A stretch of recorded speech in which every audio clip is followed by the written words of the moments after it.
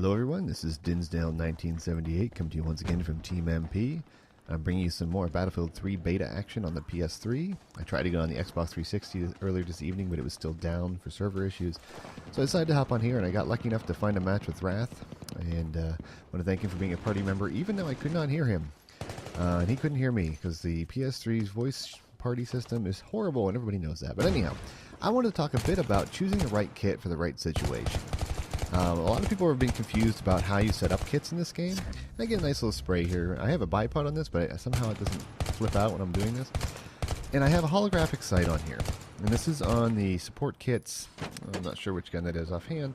Look it up and put it in the description. But it's not the best gun for doing what I was just doing. Having a ACOG sight or something where you can at least actually see some crosshairs would have been preferable. I had just unlocked, I believe, the infrared sight. And I wanted to give that a go because I haven't seen anybody using that in game yet. I think we saw a bit of it in the one Caspian border gameplay, or that might have even been in the helicopter. I don't know if it was actually a scope. And I decided to give it a shot because I thought if I put the bipod on this and I sit down with this this gun, I might be able to... well, I was using assault. Pardon me, that was the assault kit, not the support kit.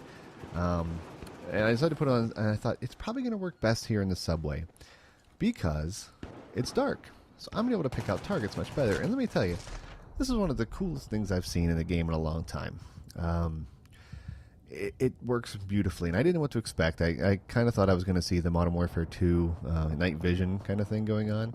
But the infrared scope is really pretty cool. Now, I've used other IR scopes, I guess, like in Call of Duty Black Ops, Modern Warfare 2. Do they have one in Battlefield Bad Company 2? I don't know, but anyhow, this is really cool. I wish you could scope in a little further. Maybe that's a upper tier scope somehow. I'm not sure. But it really does help you pick out targets a little better, especially in the subway cars. That's the one place that's really going to be useful for, where you're able to kind of spot in. See how the body was kind of orange there, and that's what happened. See these kind of orange bodies coming in. And I got this guy. I want to know how that happened. He stabbed me from the front because he turned around. It counted as a tag kill. I don't know. Now, that may not have been the best solution right there to rush into an MCOM station being armed with the infrared sight out, because that's really not the best solution for medium to close range weapons. But I had to do something. I was going to try and stop the MCOM, and it didn't stop it. But if I might post some videos later of a longer game where we're rushing and I decide to use the infrared sight, and it doesn't go so well because outside there's so much smoke and so many vegetation and things going on. It really just makes everything a blur, and then you lose the dot sight in the middle of the scope, which really makes it hard to aim. You have to kind of rely on your sense of where the scope is on the screen, and when you're trying to pick off an enemy at distance, it doesn't work. So I almost got lucky for a spray there. I thought I got both those guys, but that's another thing. Don't charge around corners. If you're using an assault rifle with a long-range scope on it, don't be charging around corners because you're not going to be able to scope up quick enough, and you're probably not going to hip fire quick enough to nail them. So you got to pick your kit selection for what you want to do, and you squad in. So I have noticed, though, nobody is really running this support kit. I switched after a while. I just wanted to unlock the grenade launcher, actually, because I wanted to see if it had smoke grenades, and it doesn't from what I can see, although the grenade launcher is pretty cool. But see, right there's a perfect example. If I might have been looking at the regular scope, I might not have saw that guy standing in the doorway. I might know to pick him out and make those shots. And here's another good example.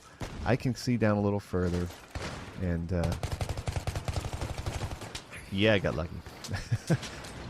And I don't learn my lesson. I start reloading. I'm getting suppressed. I try to res some people. Nothing happens. I think I was shooting the EOD bot there. That's the first time I'd seen them in game. That was pretty cool. And I got an equipment destroyed for that, so I'll take it. But yeah, this was working really well. And this guy decided to stand right in my line of sight. And because the voice chat's not working, because there's no way to message somebody in PlayStation without being a friend, I was kind of screwed there, unfortunately. But anyhow, it was a good match. We had a lot of good matches with Wrath there.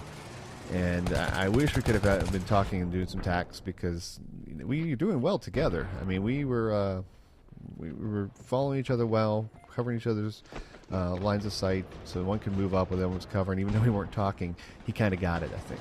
And I want to give a good shout out to him because he's a decent commentator. One of the guys I like on YouTube who tells it like it is and doesn't mince words. Where there's been a lot of that lately. who, everyone wants to badmouth this game because of the beta, as if they've played the final version. And let me tell you, this is not the final version of the game. There's things are going to be changed. Like when you're outside on alpha, things are going to be fixed. They've already said they're fixing it, working on the build now. But anyhow, so I continue here using the infrared sights, just because I wanted to keep trying it out. And I thought, if I'm inside, that's what I'm going to use. I'm going to start making my kit selections a little differently. In the beginning of this video, where I go in and change to this sight, that's something most people, I don't think, do. They don't read the little button cues at the bottom of the screen to tell you to go into this other menu. They want to do it right in the spawn menu, and it's really confusing. You think you want to go right, and you hit the right on the D-pad, and that moves your kit selection instead of the actual. Here you go. Here's an example of me customizing my kit on the fly, because I decided I wasn't liking what I had on it there with the laser sight. I wanted to put the suppressor on and see what would happen. Give me some more close quarter with the foregrip, maybe? Nope. Go back to bipod. Anyhow, I'm still using the. Now here, I've unlocked a few others past here. Now I've got suppression. I think I've got another one even past that now for level ups. The suppression unlock is really cool for his skill. I think that guy must have been waiting on a spawn there. But anyhow, it allows you to have greater suppressive effect on the enemy. And if you haven't seen that in game yet, or haven't seen a good example of that, there was a few instances there where I was kind of suppressed. His screen gets a little cloudy on the outside of the screen, and you really can't aim that well. You get really disoriented, and it's hard to make any moves. So I saw that guy there, but I can't shoot with the dam tonight. But I picked it up a little bit there. And I wasn't sure where they were spawning from, and I remembered, I wish I would have had my support kit out, because I've really started using C4 a lot more now.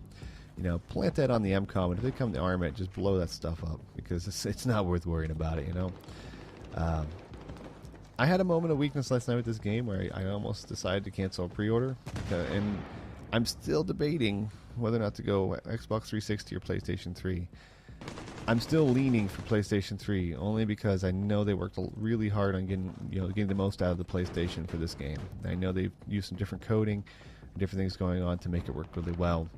And I'm hoping it's going to be successful. And here I'm just trying to end the game. That's why I switched up to a little different kit there. Put the suppressor on so they might not see me as much. There's a blip on the radar. And I love the music cue in here where it's almost the end of the game. And you kind of like ramped up, like, yeah. And I get shot in the back because I decided to go looking for them instead of watching that corridor. If I had just stayed in that corridor, it would have been great. But I decided to start running around like a monkey. But anyhow, if you're running in and rushing into ARM using probably the assault or the engineer kit, which is a short range kit in my opinion, there's a class weapon, all-class weapon that opens up. The personal defense weapon is called the UMP. We all know the UMP, right? It's beastly in this game. You put that on, and you put sprint on, and maybe something else. You can rush around corners and nail them out. Now the problem is, if nobody else is playing support on your class to drop ammo, you're going to have a problem, because you're going to run out of ammo real quick. And if you're not playing support with that class, your gun's going to be empty. You're going to be looking around for something. Who knows what you're going to pick up. Now, I picked my first service star here with the M416, and that was pretty cool. So I'm going to keep posting videos of my gameplay. I'm probably not going to do commentary on all of them, but I'm going to keep it up and show you. So anyhow, this is Dinsdale1978, signing off.